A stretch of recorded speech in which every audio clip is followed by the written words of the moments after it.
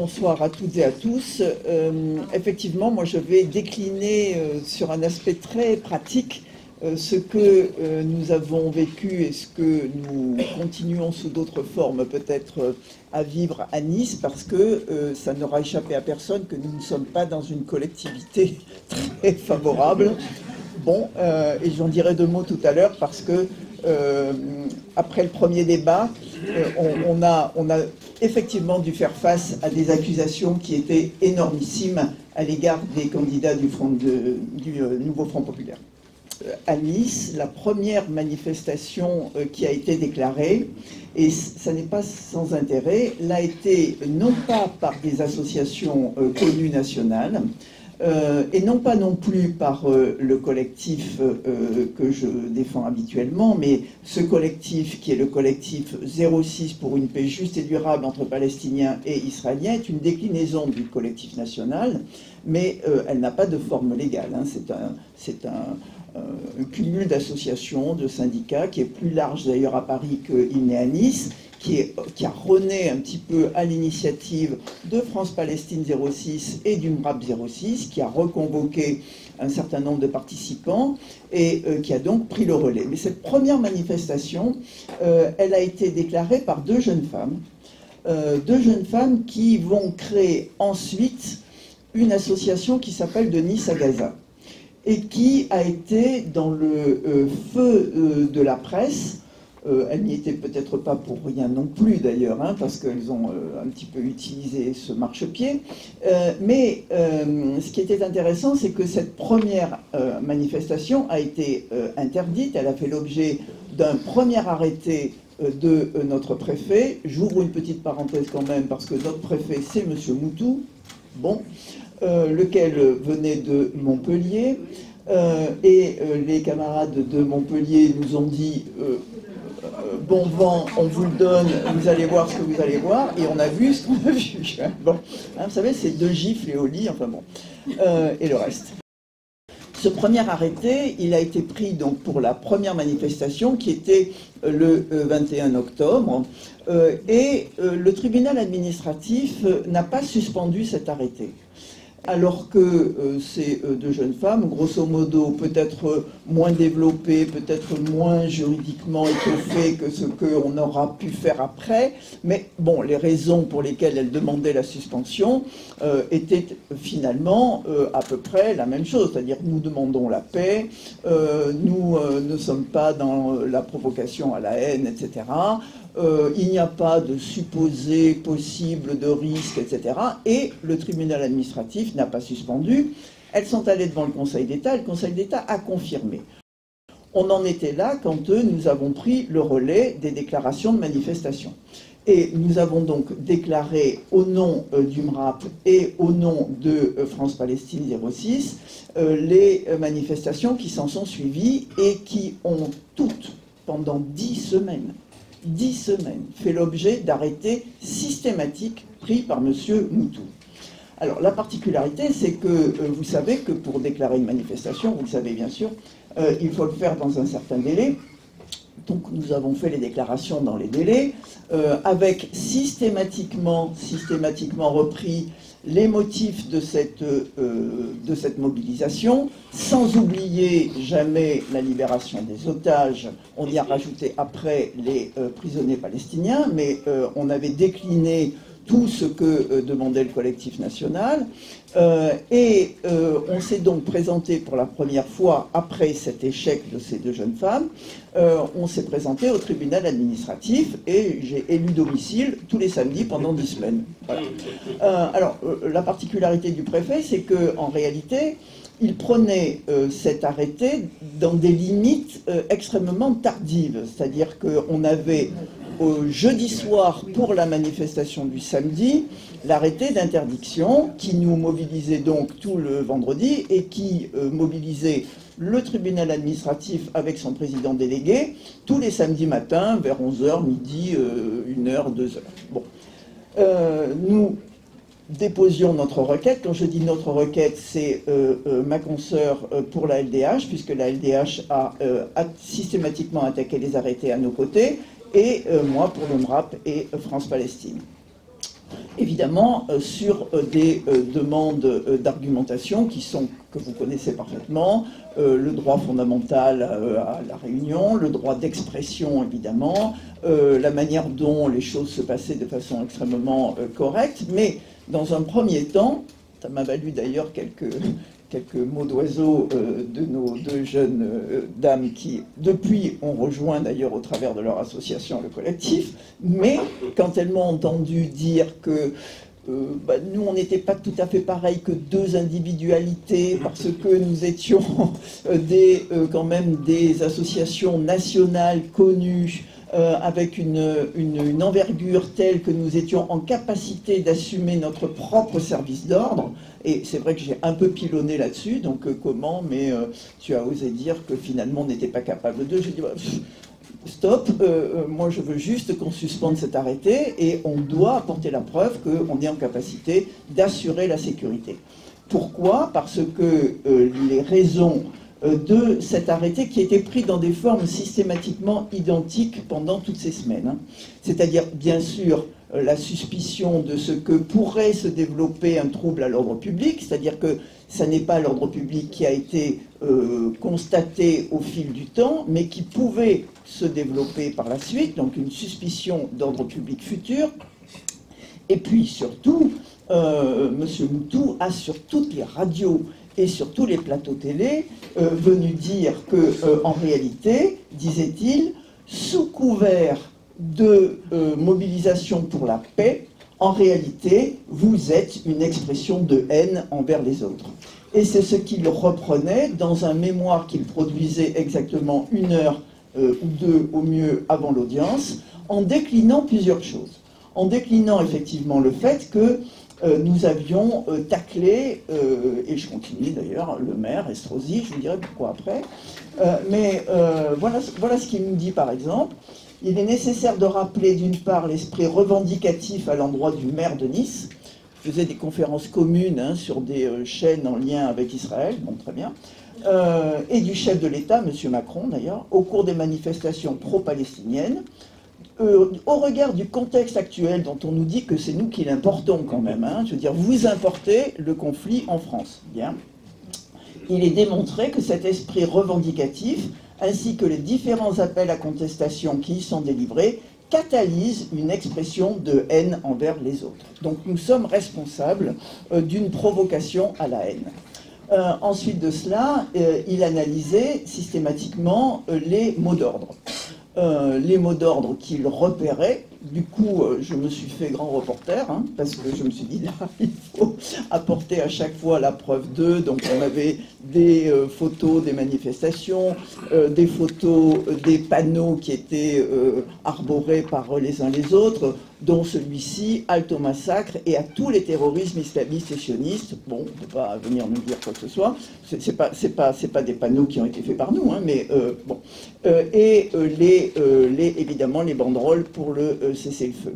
Mais il n'empêche qu'on venait quand même nous dire, par exemple, que ce qui était scandaleux, guerre Israël-Hamas depuis 1 mois, colonisation de la Palestine depuis 75 ans, bon, stop au massacre, pas bon non plus. Ce n'est pas compliqué, c'est un nettoyage ethnique virant au génocide. Bon. Et il avait épinglé à un moment donné le fait qu'il y avait une demande de libération de... comment s'appelle-t-il ? Voilà, merci.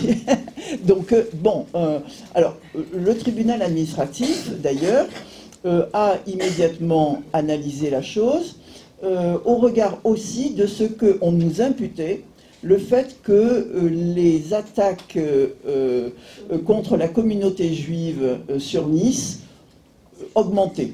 Et chaque semaine, on avait 2-3 cas de plus qui étaient évoqués. Et c'est tout à fait malheureux pour les personnes qui le subissaient. Hein. Bon, on avait évoqué par exemple le problème d'une dame qui, sur la porte de sa cave, avait eu une croix de David. Bon, tout à fait malheureux, mais enfin, le tribunal a évidemment reconnu que nous n'y étions strictement pour rien dans ce genre, évidemment, d'actes parfaitement répréhensibles, de la même façon qu'il identifiait des individus qui auraient pu, dans le cadre d'un rassemblement, dire Allah Akbar, etc. Enfin bon, c'est autant de faits comme ça qui grandissaient de semaine en semaine. Je t'en rajoute 2, je t'en rajoute 3, de manière à démontrer que nous étions effectivement pour quelque chose. Et puis le dernier point, c'était de toute façon, on ne peut pas admettre cette manifestation, et le seul moyen, vous savez qu'il faut prouver évidemment qu'il y a un problème d'urgence dans l'interdiction, mais aussi que les forces de sécurité ne sont pas en capacité d'assurer la sécurité des manifestations. Et il venait à chaque fois, vous savez qu'on est une région où, on peut le dire, de surtourisme et d'un événementiel à tout va. Hein. Bon. Donc on a toujours, chez nous, on a toujours un match fabuleux, une soirée avec l'accueil d'un artiste, je ne sais quoi, et on venait nous dire, non, mais toutes nos forces sont concentrées sur le stade Alliance, sur la salle de spectacle machin, et en conséquence, donc de semaine en semaine, c'est vrai que, je crois qu'on a fait tous les présidents de chambre, qui ont tous été délégués les uns après les autres. On a fini par leur dire, tapez un peu plus au porte-monnaie quand même, parce que ça commence à être un peu pénible. Essayez de monter les frais, hein, parce qu'il faut bien essayer de le décourager. Bon, écoutez, on y est arrivé in fine, puisque la dernière ordonnance qui a été rendue, c'est une ordonnance du 30 décembre 2023. Donc du 28 octobre jusqu'au 30 décembre 2023, nous avons eu à attendre la décision de suspension à 1 heure de la manifestation, à 1 heure du rassemblement. Bon, donc on peut évidemment en être satisfait, mais ceci dit, il l'a clairement dit, et c'est une conséquence tout à fait de ce que tu disais tout à l'heure, c'est que il le sait qu'il allait être, en fait, que le tribunal n'allait pas suivre. Hein. Il savait très bien que finalement, reprenant les mêmes éléments, et alors qu'il n'y a jamais eu l'ombre d'une difficulté dans le cadre de toutes ces manifestations et rassemblements, il savait très bien que le tribunal allait ne pas suivre.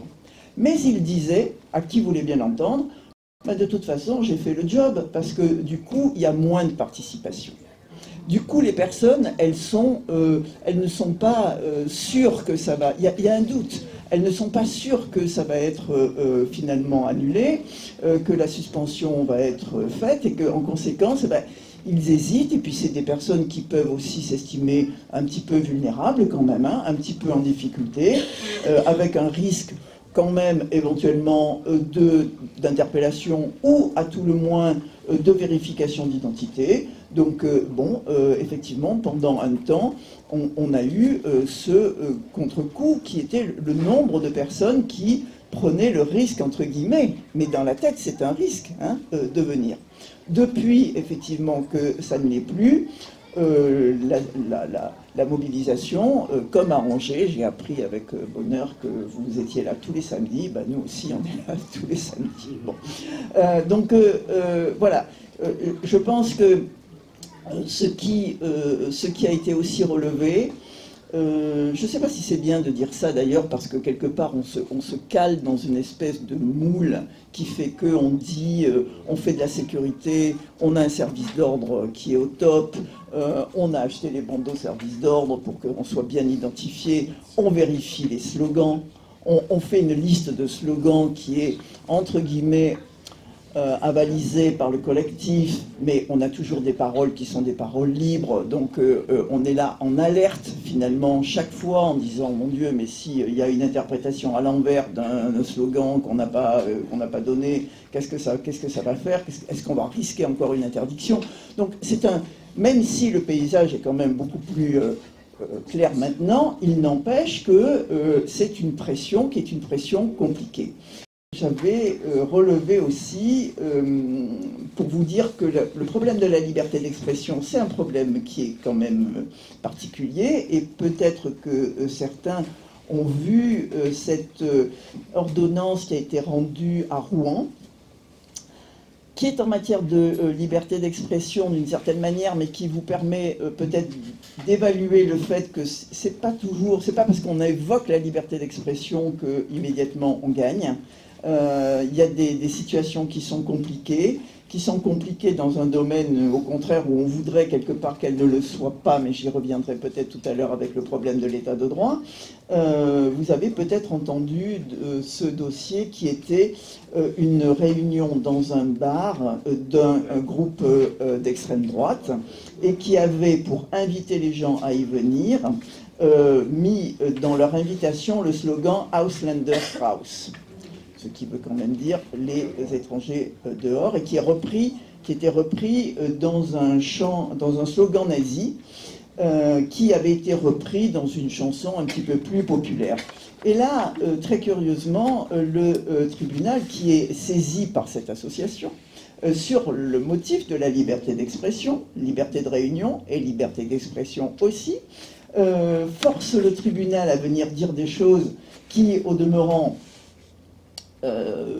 pourrait laisser à penser que l'interdiction que le maire avait prise, que la réunion dans ce bar ne puisse pas se faire, eh bien, soit confirmée.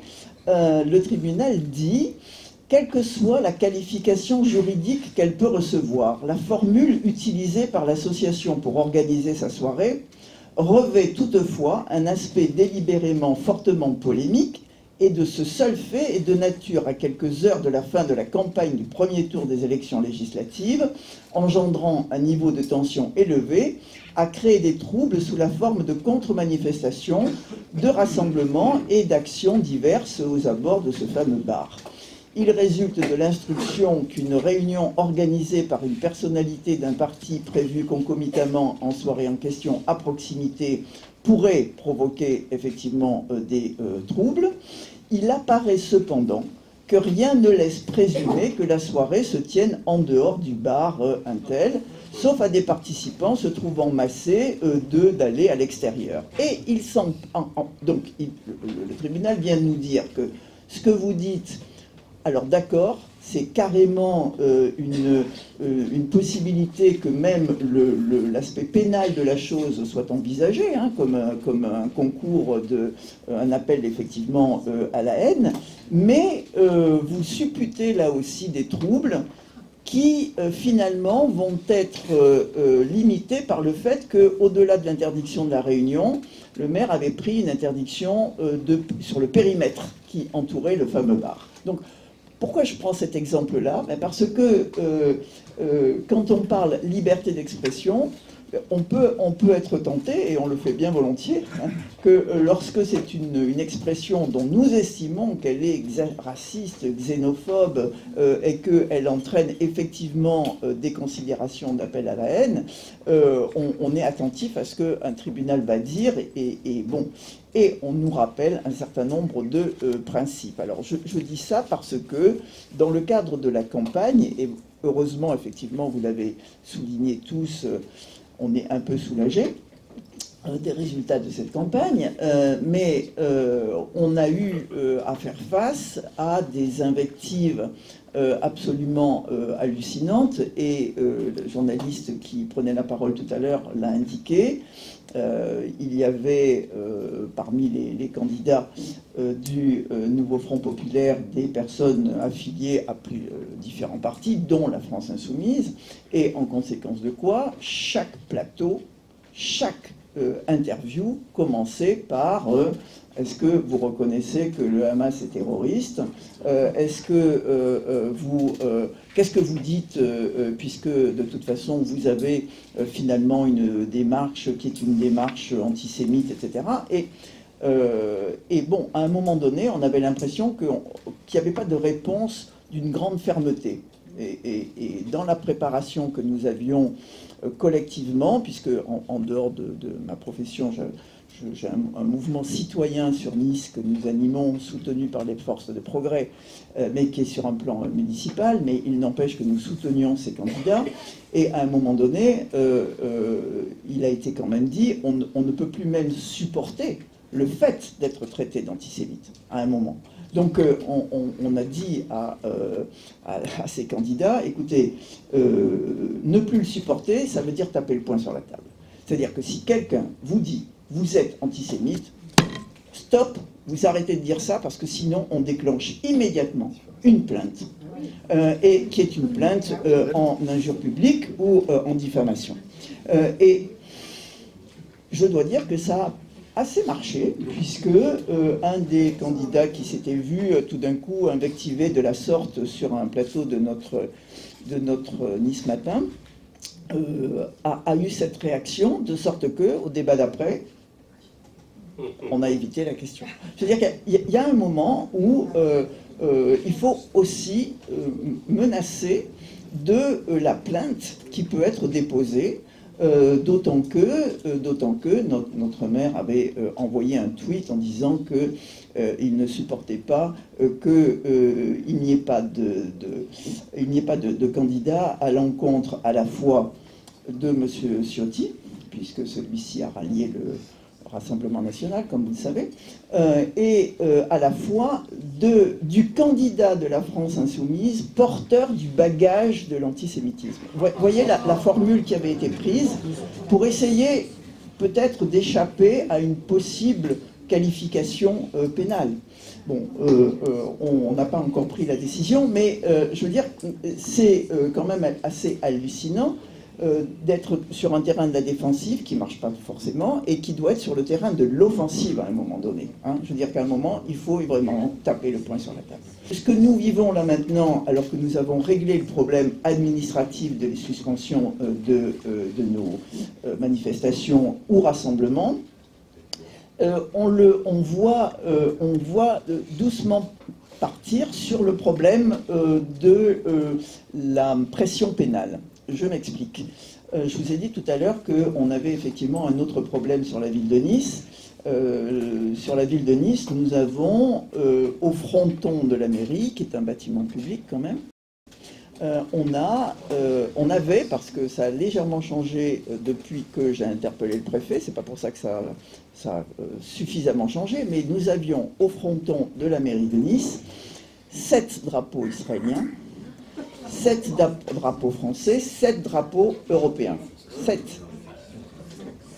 Bon, ok, on a compris l'allusion. Et dans le bureau du maire, il y a un drapeau israélien. Il y a eu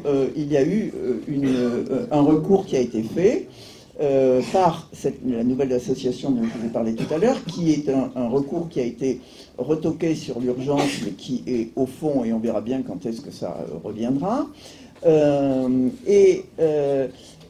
Moi, j'ai interpellé le préfet en lui disant de faire son job, parce qu'il est là comme un garant de la légalité. Or, il n'y a pas eu de décision du conseil municipal niçois pour ériger au fronton de la mairie ces drapeaux. Donc c'est une décision qui n'existe pas et je lui demandais de s'emparer de cela et de faire un déféré et d'annuler cette décision sans que le délai ne puisse lui être imposé d'ailleurs, pour qu'on puisse retrouver l'aspect de neutralité que doit revêtir une mairie. Bon. Le préfet ne répond pas, très bien. J'allais interpeller Darmanin, donc on va voir par la suite. Mais ce que je veux dire par là, c'est que cette situation-là a été tellement insupportable pour un certain nombre de personnes qui participaient par ailleurs à nos manifestations ou à nos rassemblements, que dans une certaine spontanéité, ils ont décidé à un moment donné, tous les jours,